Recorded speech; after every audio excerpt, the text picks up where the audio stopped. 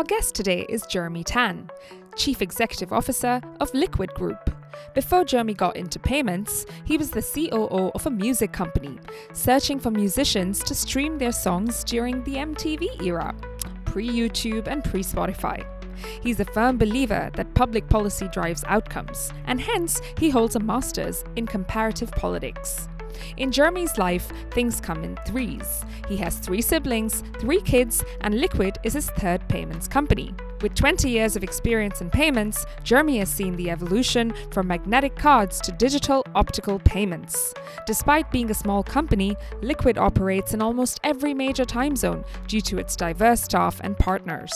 In this episode, Jeremy is going to tell us how he stopped starting and his journey as an entrepreneur. Here's Jeremy.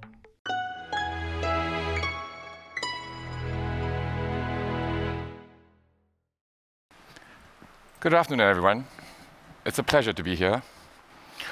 What I'm going to do is to tell you a story. It's a little bit of a different story. It's a story about people, my people.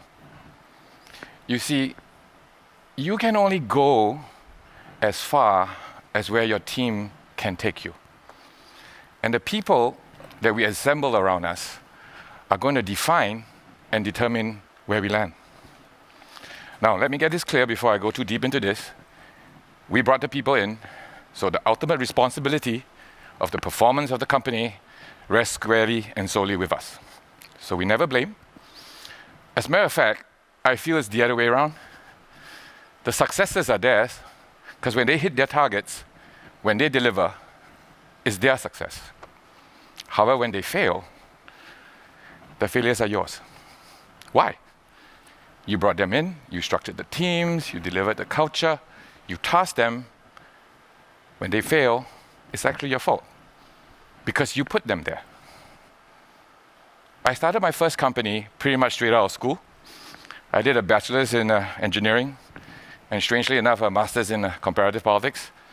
I had no MBA, so as you can imagine, I had to figure out how to manage people along the way. So this is my third payment company. I literally did payment all my life. Apart, as Sangari has mentioned, a short period of time was a talent scout for musicians. So since I mentioned that, it's an interesting story. I went all across Southeast Asia, hopping from bar to bar, looking for indie musicians, and trying to put them online. And that was before Spotify, before YouTube. So I'm that older.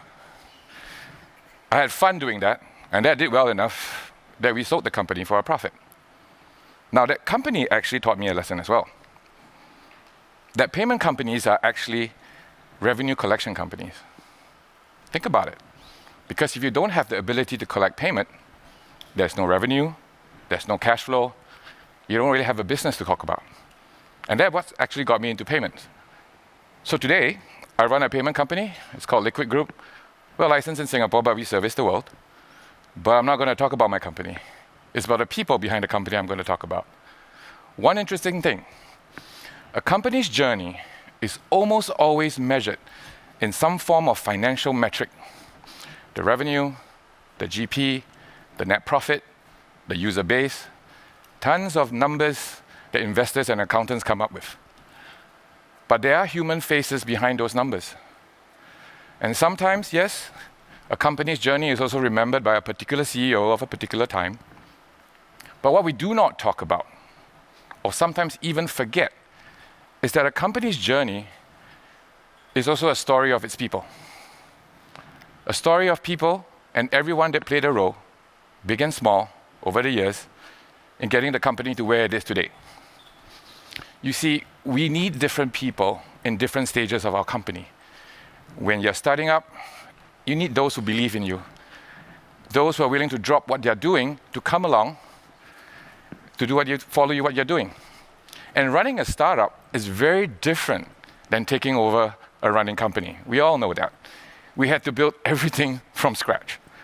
Product fit, revenue models, execution strategies, internal processes, technology stacks, company culture, everything. And then when you grow and you scale, there's no such thing as work-life balance, unfortunately. And you need that particular breed of leaders and engineers that will work tirelessly to make your vision a success. My team, over the years, enabled me to venture into markets, into technology stacks, into domains that I never thought possible. I had a global CTO of an international payment company that came and built and operate a payment switching infrastructure, something quite unheard of in Asia. I had a bunch of misfits who traveled all over China to teach me and teach us how to build a digital wallet. This was 10 years ago, when no one knew what a wallet was. I'm forever thankful to my people that they actually stopped me from going too far. They sat me down one day, like an intervention, and drove home a simple principle to me regarding payment wallets. And this is a fintech forum, so it's going to be an interesting plug to that.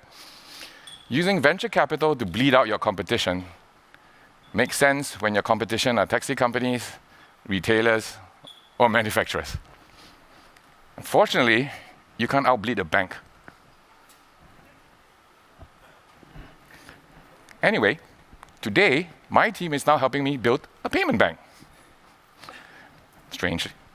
So, coming from a small country like Singapore, we had to hunt for talent all over the world. And this was something that we found interesting about diverse teams.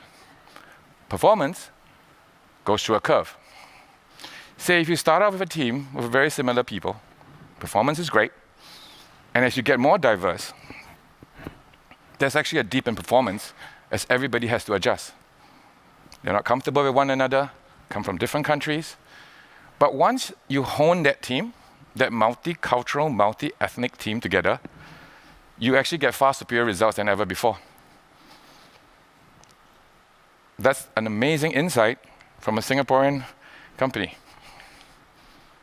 There are a few things that we treasure and value in our people: performance, dedication, honesty. I think this we know, so I won't talk too much about it. The key is, how do we entrench these values? How do we shape that culture? Now, it is not what we preach that actually defines the company culture. It's what we tolerate. I repeat this because it's quite key. It's what you tolerate that defines your company culture.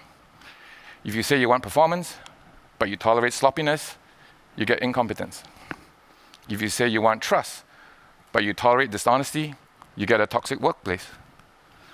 And sometimes, in our desire to be kind, to be compassionate, to sometimes people who make mistakes or poor performance, we forget that sometimes we diminish the efforts of those who are giving their best to us, of those who go above and beyond, and of those who love the company as much as we do.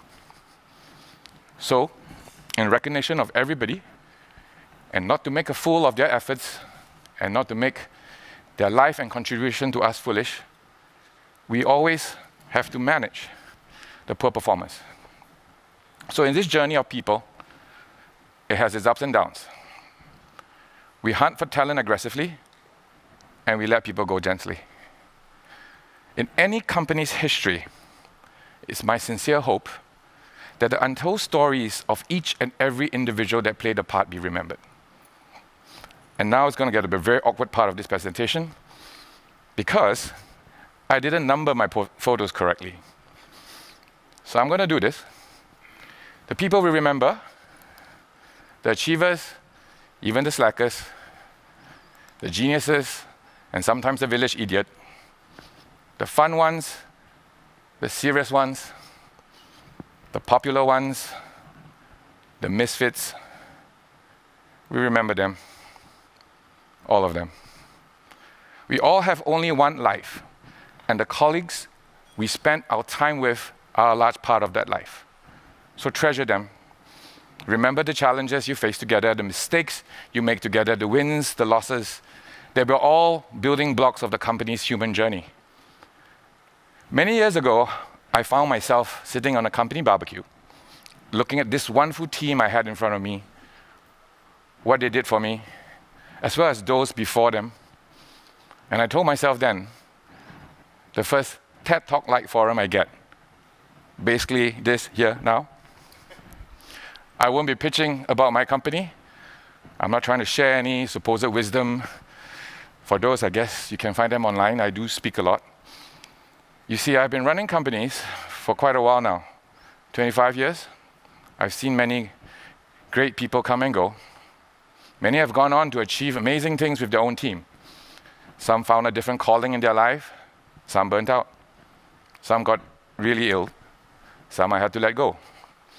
So as we celebrate and reward the ones today, this is a tribute to all my people over the years, especially for those who are no longer with me.